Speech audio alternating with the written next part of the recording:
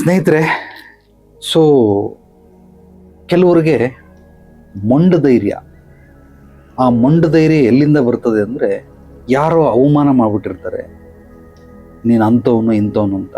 ಅದಕ್ಕೋಸ್ಕರ ಅವರು ಒಂದು ಪ್ರತಿಜ್ಞೆ ಮಾಡಿಬಿಡ್ತಾರೆ, ಮಾನಸಿಕವಾಗಿ ಪ್ರತಿಜ್ಞೆ ಮಾಡ್ತಾರೆ. ಏನಂದರೆ, ನನಗವನು ಅವಮಾನ ಮಾಡಿಬಿಟ್ಟು ಅವಮಾನ ಮಾಡಿರೋರ ಮುಂದೆ ನಾನು ಬೆಳೆದು ತೋರಿಸ್ತೀನಿ ಅಂತೇಳಿ ಚಾಲೆಂಜ್ ಕಟ್ಬಿಟ್ಟು ಬೆಳೆದು ತೋರ್ಸಕ್ಕೆ ಹೋಗ್ತಾರೆ.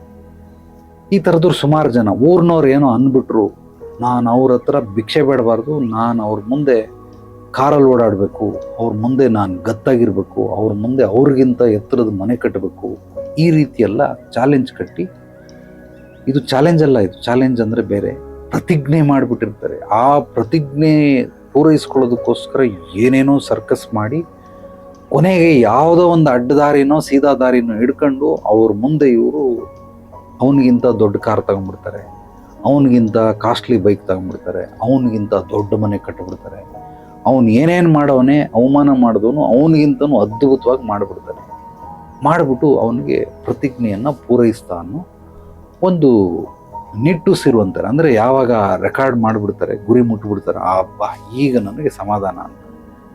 ಈ ರೀತಿ ಪ್ರತಿಯೊಬ್ಬನೂ ನಿಮಗೆ ರೋಷ ಬರೆಸ್ತಾ ಇರ್ತಾನೆ, ಕೆರಳಿಸ್ತಾ ಇರ್ತಾನೆ, ನಿಮಗೆ ಕೋಪ ಬರೋ ಥರ ಮಾಡ್ತಾ ಇರ್ತಾರೆ ಜನಗಳೆಲ್ಲ. ಅವರೆಲ್ಲರನ್ನ ನೀವು ಪೂರೈಸೋದಕ್ಕೆ ಹೊರಟ್ರೆ ನಿಮ್ಮ ಜೀವನದ ಉದ್ದೇಶ, ಗುರಿ ಏನು, ಕಾರಣ ಏನಕ್ಕೆ ನೀವು ಭೂಮಿ ಮೇಲೆ ಬಂದಿರೋದು? ಯಾರೋ ನಿಮಗೆ ರೋಷ ಬರೆಸ್ತಾ, ಯಾರೋ ನಿಮಗೆ ಕೋಪ ಬರೆಸ್ತಾ ಅಂತ ಅವನನ್ನು ನೀವು ಉದ್ಧಾರ ಮಾಡೋದಕ್ಕೋಸ್ಕರ ಬದುಕ್ತಾ ಇದ್ದೀರಾ. ಈ ರೀತಿ ಬದುಕದಂಥವ್ರು ತಾತ್ಕಾಲಿಕವಾದ ಒಂದು ಪರಿಹಾರಗಳನ್ನು ಕಂಡುಕೊಂಡಿರ್ತಾರೆ, ತಾತ್ಕಾಲಿಕವಾಗಿ ಒಂದು ಗುರಿಯನ್ನು ಮುಟ್ಟಿರ್ತಾರೆ, ತಾತ್ಕಾಲಿಕವಾಗಿ ಅವ್ರ ಸಮಾಧಾನ ಸಿಕ್ಕಿರುತ್ತೆ ಹೊರತು ಇದು ಶಾಶ್ವತ ಅಲ್ಲ. ಮತ್ತೆ ಅವರು ಕೆಳಗೆ ಬಿದ್ದೇ ಬೀಳ್ತಾರೆ. ಸೊ ದಯವಿಟ್ಟು ಇನ್ನೊಬ್ಬರನ್ನ ತೃಪ್ತಿ ಪಡೋದಕ್ಕೋಸ್ಕರ, ಇನ್ನೊಬ್ಬರು ಅವಮಾನ ಮಾಡಿದ್ರು ಅದಕ್ಕೋಸ್ಕರ ನಾನು ಬೆಳಿಬೇಕು ಅಂತ ಯಾರ್ಯಾರು ಅಂದ್ಕೊಳ್ತೀರಾ, ಇವ್ರು ಯಾರು ಬೆಳೆಯೋದಿಲ್ಲ, ಬೆಳೆಯೋಕ್ಕೆ ಸಾಧ್ಯವೂ ಇಲ್ಲ. ಬೆಳೆದ್ರೂ ಕೂಡ ಇದನ್ನು ನೀವು ಸದುಪಯೋಗ ಪಡಿಸ್ಕೊಳ್ಳೋದಕ್ಕಾಗೋದಿಲ್ಲ. ಇದರಿಂದ ನೀವು ನಾಳೆಗೆ ಮತ್ತೆ ಅದಕ್ಕಿಂತ 3 ಪಟ್ಟು ಕಳ್ಕೊಳ್ತಿರೋ ಹೊರತು ಅದನ್ನು ಮೆಟ್ಟು ನಿಂತ್ಕೊಂಡೆ ನಾನು ಅವನಿಗೆ ಅವಮಾನ ಮಾಡಿಬಿಟ್ಟ ಅದಕ್ಕೋಸ್ಕರ ನಾನು ತಗೊಂಡ್ಬಿಟ್ಟೆ ಆಗೋದೇ ಇಲ್ಲ. ಒಂದು ಉದಾಹರಣೆ ಒಂದಿಗೆ ಹೇಳ್ತೀನಿ. ಯಾರ್ದೋ ಒಂದು ಅವಾಗ ಅವೆಂಜರ್ ಅನ್ನೋ ಒಂದು ಬೈಕು, ಹೊಸ ಬೈಕು, ಅವಾಗ ತಾನೇ ಫ್ರೆಶ್ ಆಗಿ ಬಂದಿತ್ತು, ಫಸ್ಟ್ ಎಂಟ್ರಿ. ಒಬ್ಬ ಹಾಲು ತಗೊಂಬ ಅಂತ ಅಮ್ಮ ಕಳಿಸಿರ್ತಾಳೆ. ಅವನಿಗೇನು ಒಂದು 15-16 ವರ್ಷ ಹುಡುಗ, SLC ಹುಡುಗ ಅಂದ್ಕೊಳ್ಳಿ. ಆ ಗಾಡಿ ನೋಡ್ಬಿಟ್ಟು ಬಹಳ ಖುಷಿ ಪಡ್ತಾನೆ, ಗಾಡಿನೆಲ್ಲ ಮುಟ್ತಾ ಇರ್ತಾನೆ, ಸವರ್ತಾ ಇರ್ತಾನೆ. ಗಾಡಿ ಓನರ್ ಬಂದು ಬೈದು ಬಿಡ್ತಾನೆ, ಏನೋ ಅಮ್ಮ ಅಕ್ಕ ಅಂತ ಬೈದು ಬಿಡ್ತಾನೆ. ಮುಟ್ಟಕ್ಕೆ ನಿನಗೆ ಯೋಗ್ಯತೆ ಇಲ್ಲ, ಅದನ್ನು ಮುಟ್ತೀಯ ನೀನು, ಒರೆಸು, ಎಲ್ಲೆಲ್ಲಿ ಮುಟ್ಟಿದೆ ಒರೆಸು ಅಂದ್ಬಿಟ್ಟು ಅವ್ನು ಟೀ-ಶರ್ಟ್ನಲ್ಲಿ ಗಾಡಿನ ಒರೆಸ್ತಾನೆ. ಒರೆಸಿದ್ರೆ ಇವನಿಗೆ ಬಹಳ ಕೋಪ ಬಂದ್ಬಿಡ್ತಾನೆ. ಮನೇಲಿ ಬಂದು ಊಟ ಮಾಡಲ್ಲ, ಹಾಲು ಕುಡಿಯಲ್ಲ. ಯಾಕೆ ಅಂದರೆ ಅವನು ಹಿಂಗೆ ಬೈದ್ಬಿಟ್ಟ, ಅಮ್ಮನ ಅಕ್ಕನಂದು ಬೈದ್ಬಿಟ್ಟ. ಸೊ ಗಾಡಿ ಮುಟ್ಟೋದಕ್ಕೆ ನಾನು ಹಿಂಗೆ ಮಾಡ್ದೆ, ನಾನು ದೊಡ್ಡವನಾದ್ಮೇಲೆ ಆ ಗಾಡಿ ತಗೊಳ್ತೀನಿ, ತಗೊಂಡು ಅವನ ಮುಂದೆ ತೋರಿಸ್ತೀನಿ, ನಿಲ್ಲಿಸ್ತೀನಿ, ನಾನು ಮಾಡ್ತೀನಿ ಅಂತೇಳಿ 16 ವರ್ಷದಲ್ಲಿ ಪ್ರತಿಜ್ಞೆ ಮಾಡ್ದ. 18 ವರ್ಷ ಆಯಿತು, ಕಾಲೇಜಿಗೆ ಸೇರ್ಕೊಂಡ. ಅವ್ರ ಅಪ್ಪನ ಗೋಳೈಕೊಂಡ, ನನಗೆ ಅವೆಂಜರ್ ಬೇಕು, ಕೊಡಿಸಿ ಅಂತ. ಪಾಪ ಕೊಡಿಸೋ ಯೋಗ್ಯತೆ ಅರ್ಹತೆ ಇಲ್ಲ, ಅಷ್ಟೊಂದು ಶ್ರೀಮಂತರಲ್ಲ, ಆ ಒಂದು ಹಣವೂ ಅವ್ರ ಹತ್ರ ಇಲ್ಲ. ಆದ್ದರಿಂದ ಕೊಡಿಸ್ತೀನಿ ಅನ್ಕೊಂಡು ಬೇರೆ ಯಾವುದೋ ಬೈಕ್ ತಂದು ಕೊಟ್ರೆ ಹೊರತು ಸೆಕೆಂಡ್ ಹ್ಯಾಂಡು ಆ ಬೈಕನ್ನು ಕೊಡಿಸ್ಲಿಲ್ಲ. ಕೊನೆಗೆ ಇವನೇನು ಮಾಡ್ದ, ಹೆಂಗಾದರೂ ಪಾಸ್ ಮಾಡಿ ಇಂಜಿನಿಯರ್ ಮುಗಿಸಿ ಒಂದು ಕೆಲಸ ಮಾಡಿಕೊಂಡು ಒಂದು 3-4 ತಿಂಗಳಲ್ಲಿ ಸಂಬಳ ತಗೊಂಡು ಆ ಬೈಕ್ ತಗೊಂಬಿಟ್ಟ. ಇದು ಎಷ್ಟನೇ ವರ್ಷಕ್ಕೆ, 16ನೇ ವರ್ಷಕ್ಕೆ ಆಗಿರೋಂಥ ಅವಮಾನವನ್ನು 23ನೇ ವರ್ಷಕ್ಕೆ ಪೂರೈಸ್ಕೊಂಡ. 23 ಇಯರ್ಸ್ ಅವೆಂಜರ್ ಬೈಕ್ ತಗೊಂಬಂದ. ಅದೇ ಬೈಕು, ಅದೇ ಕಲ್ಲರು, ಅದೇ ಮಾಡ್ಲು, ಟಾಪ್ ಎಂಡ್ ಮಾಡ್ಲು. ಅದನ್ನು ತಗೊಂಡು ಬಂದು ಈಗ ಅವನನ್ನು ಹುಡುಕ್ತಾವನೆ. ಬೈದವನು ಎಲ್ಲವನೇ ಅಂತ ಹುಡುಕ್ತಾವನೆ. ಬೈದವನು ಯಾರು ಅಂತಾನೆ ಗೊತ್ತಿಲ್ಲ ಪುಣ್ಯಾತ್ಮನೆ. ಈ ಊರ್ನೋನ, ಬೇರೆ ಊರ್ನೋನ, ಬೇರೆ ದೇಶದವನ, ಯಾವುದು ಏನು ಗೊತ್ತಿಲ್ಲ. ಈಗ ಅವನಿಗೆ ಬೈದ್ಬಿಟ್ಟ, ಅದಕ್ಕೋಸ್ಕರ ಇವನು ಗಾಡಿ ತಗೊಂಡಾದ್ಮೇಲೆ ಈಗ ಅವನ ಮುಂದೆ ಶೋ ಆಫ್ ಮಾಡೋದಕ್ಕೋಸ್ಕರ ಬೈದ್ಬಿಟ್ನಲ್ಲ, ನಾನು ಅವ್ನು ಹುಡುಕ್ತಾ ಇದ್ದೀನಿ. ಹೋಗಿ ಎಲ್ಲರನ್ನೂ ಕೇಳ್ತಾನೆ, ಬೇಕ್ರಿಯವನು ಕೇಳ್ತಾನೆ, ಹೋಟ್ಲವನು ಕೇಳ್ತಾನೆ, ಅಕ್ಕಪಕ್ಕದವ್ರ ಫ್ರೆಂಡ್ಸ್ಗಳು ಈ ಥರ ಬೈದ್ಬಿಟ್ಟಿದ್ದ, ಈ ಥರ ಬೈಕ್ ಮೊದಲನೇ ತಗೊಂಡಿದ್ದು ಯಾರು, ನಂಬರ್ ಗೊತ್ತಿಲ್ಲ, ನಂಬರ್ ಪ್ಲೇಟ್ ಗೊತ್ತಿಲ್ಲ, ಏನು ಗೊತ್ತಿಲ್ಲ. ಅವನು ಪಾಪ 3 ತಿಂಗಳು ಹುಡುಕಾಡ್ತಾನೆ ಗಾಡಿ ತಗೊಂಡ್ಮೇಲೆ. ಬಟ್ ಈಗ ಅವನು ಪ್ರತಿಜ್ಞೆ ಮಾಡಿರೋದಕ್ಕೆ ಅವನ ಮುಂದೆ ನಾನು ಬೆಳೆದು ತೋರಿಸ್ತೀನಿ ಅಂತೇಳಿ 8 ವರ್ಷ ಆದಮೇಲೆ ಅವ್ನು ಬದುಕವನೋ ಇಲ್ಲೋ ಗೊತ್ತಿಲ್ಲ. ಬಟ್ ಇವನು ಹುಡುಕ್ತಾನೆ. ಅವನಿಗೆ ಭಾಳ ನಿರಾಸೆ ಆಗೋಯ್ತು ಅವನಿಗೆ. ಯಾಕೆಂದರೆ ಸಿಕ್ಕಲಿಲ್ಲ ಅದು. ಅವನ ಮುಂದೆ ಯಾರು ಬೈದ್ನೋ ಅವನ ಮುಂದೆ ಬರೋದಕ್ಕೆ ಸಿಗಲೇ ಇಲ್ಲ, ಅವಕಾಶಗಳೇ ಇಲ್ಲ. ಕೊನೆಗೆ ಏನು ಮಾಡ್ದ, ಅದನ್ನೆಲ್ಲ ಬಿಟ್ಬಿಟ್ಟು ಈಗ ಅವನಿಗೆ ಆ ಬೈಕ್ ಮೇಲೆ ಆಸೆ ಹೊಂಟೋಯ್ತು. ಹೇಗಾದ್ರೂ ಮಾಡಿ ನಾನು ಬುಲೆಟ್ ತಗೊಬೇಕು ಅಂತೇಳಿ ಬುಲೆಟ್ ತಗೊಂಡ, ಅದನ್ನು ಮಾರ್ಬಿಟ್ಟ. ಅಂದರೆ ನಿಜವಾಗ್ಲೂ ಇವನಿಗೆ ಇಚ್ಛೆ ಇರೋದು ಬುಲೆಟ್ ಓಡಿಸ್ಬೇಕು ಅಂತ, ಚಾಲೆಂಜ್ಗೋಸ್ಕರ ಇದನ್ನು ತಗೊಂಡ. ಅದು ಮಾರಿದ್ದೇನಕ್ಕೆ ಅಂತಂದರೆ ಆ ಗಾಡಿನ ಆಕ್ಸಿಡೆಂಟ್ ಆಗೋಯ್ತು, ಬಿದ್ದು ಒಂದು ಸ್ವಲ್ಪ ಸ್ಕ್ರ್ಯಾಚ್ ಆಯಿತು, ಅದಕ್ಕೋಸ್ಕರ ಅದನ್ನು ಮಾರಿಬಿಟ್ಟು ಬುಲೆಟ್ ತಗೊಂಡ. ಅಂದರೆ ಇದೊಂದು ಉದಾಹರಣೆಗೆ ನಿಮ್ಗೆ ಹೇಳಿದ್ದು, ಯಾರೋ ಬೈತಾರೆ, ಯಾರೋ ರೋಷ ಪಡಿಸ್ತಾರೆ, ಯಾರೋ ನಿಮಗೆ ಕೆರಳಿಸ್ತಾರೆ, ಯಾರೋ ಕೋಪ ಬರಿಸ್ತಾರೆ, ಅವರನ್ನು ತೃಪ್ತಿಪಡಿಸೋದಕ್ಕೋಸ್ಕರ ಅವ್ರ ಮುಂದೆ ನೀವು ಬೆಳಿತೀನಿ ಅಂತ ಯಾರ್ಯಾರೆಲ್ಲ ಚಾಲೆಂಜ್ ಕಟ್ತಾರಲ್ಲ, ಇವರು ಖಂಡಿತವಾಗ್ಲಿ ಯಾರೂ ಬೆಳೆಯೋದಕ್ಕೆ ಸಾಧ್ಯವಿಲ್ಲ. ಬೆಳೆದ್ರೂ ಕೂಡ ನಿಮ್ಗೆ ಅದರಿಂದ ನಯ ಪೈಸದ ಉಪಯೋಗ ಇಲ್ಲ. ಇದರಿಂದ ನಿಮಗೆ ಇನ್ನೂ ದೃಷ್ಟಿ ಹೆಚ್ಚಾಗುತ್ತೆ ಹೊರತು ಇದು ದೃಷ್ಟಿ ಕಡಿಮೆ ಆಗೋದಿಲ್ಲ. ಯಾರೋ ಹೇಳಿದ್ರು ಅಂತ ನೀವು ಯಾಕೆ ಮಾಡಬೇಕು? ನೀನು ಗಂಡಸಲ್ಲ, ನಿನ್ನ ಕೈಯಲ್ಲಿ ಮನೆ ಕಟ್ಟಕ್ಕಾಗಲ್ಲ. ಹೌದಾ, ನಾನು ತೋರಿಸ್ತೀನಿ ನೋಡಿ, ಕಟ್ಟಿಸ್ದ.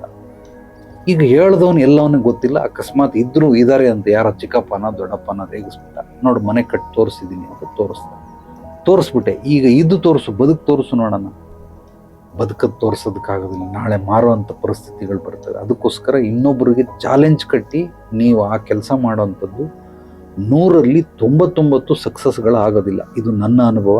ಇಲ್ಲಿ ಬರೋವಂಥವ್ರು ಹೇಳಿರೋವಂಥ ಹೇಳಿಕೆಗಳು 23 ವರ್ಷದಲ್ಲಿ ದಿನಕ್ಕೊಂದು 10 ಜನ ಭೇಟಿ ಮಾಡಿದ್ರು ಎಷ್ಟು ಸಾವಿರ ಕೇಸ್ಗಳನ್ನು ಹ್ಯಾಂಡಲ್ ಮಾಡಿದ್ದೀನಿ ಅನ್ನೋದನ್ನು ನೀವು ಕಲ್ಪಿಸ್ಕೊಳ್ಳಿ. ಖಂಡಿತವಾಗ್ಲೂ ಈ ರೀತಿಯಾದವರು 99 ಜನ ಫೇಲ್ಯೂರ್ ಆಗಿದ್ದಾರೆ ಹೊರತು ಬಳದಿಲ್ಲ. ಅದಕ್ಕೋಸ್ಕರ ಇನ್ನೊಬ್ಬರು ರೋಷ ಮಾಡ್ದ, ಇನ್ನೊಬ್ಬರು ಕೆರಳಿಸ್ದ, ಇನ್ನೊಬ್ಬ ಏನೇ ಮಾಡಿದ್ರು ಕೂಡ ಅದಕ್ಕೆ ನೀವು ಪ್ರಚೋದನೆಗೆ ಒಳಗಾಗಬೇಡಿ. ಅವನ ಮಾತಿಗೆ ನೀವು ಹೇಳಬೇಡಿ. ನಿಮಗೆ ಏನು ಅವಶ್ಯಕತೆ ಇದೆ, ನಿಮಗೆ ಈಗ ಬೇಕಾ ಬೇಡವಾ, ಅದನ್ನು ತಗೊಳ್ಳೋದ್ರಿಂದ ನಾನು ಬೆಳಿತೀನ, ಉಳಿತೀನ, ಅಳಿತೀನ. ಮೂರೇ ದಾರಿ ಮನುಷ್ಯನಿಗಿರೋದು, 4ನೇದೇನೂ ಇಲ್ಲ. ಬೆಳಿಬೇಕು, ಇಲ್ಲ ಉಳಿಬೇಕು, ಇಲ್ಲ ಅಳಿಬೇಕು.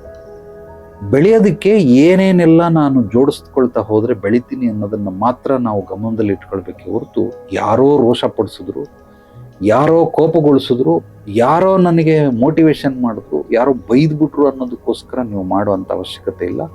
ಆ ರೀತಿ ಮಾಡಿದವರೆಲ್ಲರಿಗೂ ಕೂಡ ದೃಷ್ಟಿ 3 ಪಟ್ಟು ಹೆಚ್ಚಾಗಿ ನಿಮಗೆ ಬೀಳ್ತದೆ ಹೊರತು ಇದು ಯಾವುದು ಮಾಡಬೇಡಿ. ದಯವಿಟ್ಟು ನಾನು ಹೇಳೋ ಎಲ್ಲ ಅಂಶಗಳನ್ನು ಅದ್ಭುತವಾಗಿ ಕೇಳಿ ತಿಳ್ಕೊಳ್ಳಿ, ಮನನ ಮಾಡಿ. ಇದನ್ನು ಇನ್ನೂ 2-3 ಸಲ ನೋಡಿ. ಕೆಲವರೆಲ್ಲ ವೃತ್ತಿಪರ ವ್ಯಕ್ತಿಗಳು ಏನೋ ಜ್ಯೋತಿಷ್ಯನೋ, ವಾಸ್ತುನೋ, ಸಂಖ್ಯಾಶಾಸ್ತ್ರ, ಏನೋ ಅಂಜನಾಶಾಸ್ತ್ರ ಅವು ಹೇಳ್ತಾರೆ. ನಾನು 108 ಸೂಕ್ಷ್ಮ ಸ್ಥೂಲ ವಿದ್ಯೆಗಳನ್ನು ಕಲ್ತಿದ್ದೀನಿ. ಬಟ್ ನಾನು ಯಾವುದು ಶಾಸ್ತ್ರಗಳನ್ನು ಸೋಷಿಯಲ್ ಮೀಡಿಯಾದಲ್ಲಿ ಹೇಳೋದಿಲ್ಲ. ಎಲ್ಲರಿಗೂ ಅವೇರ್ನೆಸ್, ಜಾಗೃತವನ್ನು ಮೂಡಿಸ್ತಾ ಇದ್ದೀನಿ. ಜೀವನದ ಬಗ್ಗೆ, ಮನುಷ್ಯರ ಬಗ್ಗೆ, ಮನಸ್ಸಿನ ಬಗ್ಗೆ, ವ್ಯಾಪಾರ ವ್ಯವಹಾರದ ಬಗ್ಗೆ, ಆಧ್ಯಾತ್ಮಿಕದ ಬಗ್ಗೆ ಇದನ್ನ ಹೇಳ್ಕೊಡ್ತಾ ಇದ್ದೇನೆ ಹೊರತು ಬೇರೆ ಯಾವುದೇ ರೀತಿ ಕುಚೇಷ್ಟೆಗಳು, ತರಲೆ ಕೆಲಸಗಳನ್ನು ನಾನು ಮಾಡೋದಿಲ್ಲ. ಸಾಕಷ್ಟು ಜನ ಹೇಳ್ತಾರೆ, ಆ ಸಬ್ಜೆಕ್ಟ್ ಮಾಡಿ, ಈ ಸಬ್ಜೆಕ್ಟ್ ಮಾಡಿ, ಹಿಂಗೆ ಹೇಳಿ ಜಲ್ದಿ ಬೆಳಿತೀನಿ. ನನಗೇನು ನಿಧಾನವಾಗಿ ಬೆಳಿತೀನಿ, ಏನು ತೊಂದರೆ ಇಲ್ಲ, ಅರ್ಜೆಂಟಾಗಿ ಬೆಳಿಬೇಕು ಅನ್ನೋ ಅವಸರ ನನಗಿಲ್ಲ. ಬಟ್ ಗುರುಗಳು ಹೇಳ್ಕೊಟ್ಟಿದ್ದಾರೆ ಏನು ಮಾಡಬಾರ್ದು, ಏನು ಮಾಡಬೇಕು, ಹೇಗೆ ಮಾಡಬೇಕು ಅಂತ. ನಿಧಾನ ಆದರೂ ಪರವಾಗಿಲ್ಲ, ನಿಸರ್ಗ ನನ್ನನ್ನು ಬೆಳೆಸ್ತದೆ. ಅದು ನನಗೆ 100% ಅಲ್ಲ 1000% ಗ್ಯಾರಂಟಿ ಇದೆ. ಅದು ಬೆಳೆಸೋವರೆಗೂ ವೆಯ್ಟ್ ಮಾಡುವಂತಹ ಸಹನೆ, ತಾಳ್ಮೆ, ಶಾಂತಿ ಕೂಡ ನನಗಿದೆ. ಆದ್ದರಿಂದ ಯಾರೋ ಮನುಷ್ಯರಿಗೆ ತೃಪ್ತಿಪಡಿಸೋಕ್ಕೋಸ್ಕರ ನಾನು ಮಾಡೋದಿಲ್ಲ. ನನ್ನ ಒಂದು ದೈಹಿಕ ತೃಪ್ತಿ, ಮಾನಸಿಕ ತೃಪ್ತಿ, ಆತ್ಮಿಕ ತೃಪ್ತಿಗೋಸ್ಕರ ನಾನು ಈ ಒಂದು ಕಾಯಕವನ್ನು ಆಯ್ಕೆ ಮಾಡ್ಕೊಂಡಿದ್ದೀನಿ. ಗುರುಗಳು ಹೇಳಿಕೊಟ್ಟ ಮಾರ್ಗದಲ್ಲೇ ನಡೀತಾ ಇರೋದ್ರಿಂದ ನಾನು ಅದ್ಭುತವಾಗೇ ಇದ್ದೀನಿ. ಒಳ್ಳೆ ರಿಸಲ್ಟ್ ಕೂಡ ಸಿಕ್ಕಿದೆ. ಬಟ್ ನೋಡೋರಿಗೆ ನಾನು ಫೇಮಸ್ ಆಗಲಿಲ್ಲ ಅನ್ನೋ ಒಂದು ಕೆಲವೊಂದು ಗಿಲ್ಟಿ ಫೀಲ್ ಅವ್ರಿಗಿದೆ, ನನಗಿಲ್ಲ, ಅವ್ರಿಗಿದೆ. ಹಂಗಾಗಿರೋದ್ರಿಂದ ನನಗೆ ಅದೆಲ್ಲ ಅವಶ್ಯಕತೆ ಇಲ್ಲ. ಹೇಳೋ ವಿಚಾರಗಳನ್ನು ಮನುಷ್ಯರಿಗೆ ಉಪಯೋಗ ಆಗಬೇಕು, ಸದುಪಯೋಗ ಆಗಬೇಕು. ಅವ್ರ ಜೀವನದಲ್ಲಿ ಬದಲಾವಣೆ, ಪರಿವರ್ತನೆ, ರೂಪಾಂತರಣ ಆಗೋದಕ್ಕೆ ಎಷ್ಟು ಬೇಕೋ ಅಷ್ಟು ವಿಷಯಗಳನ್ನು ನಾನು ನಿಮ್ಗೆ ಆಲ್ರೆಡಿ ಹೇಳಿದ್ದೀನಿ. ಇನ್ನು ಮುಂದೆ ಕೂಡ ಹೇಳ್ತಾನೆ ಇರ್ತೀನಿ. ಎಷ್ಟು ಸಾಧ್ಯವಾಗುತ್ತೋ ನನ್ನ ಅನುಭವಗಳನ್ನು ನಿಮ್ಮೊಂದಿಗೆ ಹಂಚ್ಕೊಳ್ತಾನೆ ಇರ್ತೀನಿ. ನಮ್ಮ ಚಾನಲನ್ನು ಸಬ್ಸ್ಕ್ರೈಬ್ ಮಾಡಿ, ಲೈಕ್ ಮಾಡಿ, ಕಾಮೆಂಟ್ ಮಾಡಿ. ಸೊ ನಿಮ್ಮ ಅನಿಸಿಕೆ, ಅಭಿಪ್ರಾಯಗಳನ್ನು ಮುಕ್ತವಾಗಿ ನನ್ನ ವಾಟ್ಸಪ್ ನಂಬರ್ಗೆ ವಾಯ್ಸ್ ಮೆಸೇಜ್ ಕಳಿಸಿ. ಏನೇ ಪ್ರಶ್ನೆಗಳಿದ್ರೂ ಉತ್ತರಗಳನ್ನು ಕೊಡ್ತೀನಿ. ಏನೇ ಸಮಸ್ಯೆಗಳಿದ್ರೂ ನೇರವಾಗಿ ಬನ್ನಿ. ನಿಮಗೆ ಮಾರ್ಗದರ್ಶನ, ಪರಿಹಾರ ಮತ್ತು ಸ್ಪಷ್ಟತೆಯನ್ನು ನಾನು ನಿಮಗೆ ಖಂಡಿತವಾಗ್ಲೂ ನಿಮ್ಮ ಪೂರ್ವಾಪರ ಹಿನ್ನೆಲೆಯನ್ನು ತಿಳಿದ ನಂತರ ಕೊಡ್ತೀನಿ. ಐ ನೀಡ್ ಅಪಾಯಿಂಟ್ಮೆಂಟ್ ಅಂತೇಳಿ ನನ್ನ ವಾಟ್ಸಪ್ ನಂಬರ್ಗೆ ನಿಮ್ಮ ಹೆಸರು, ಫೋಟೋ ಕಳಿಸಿ.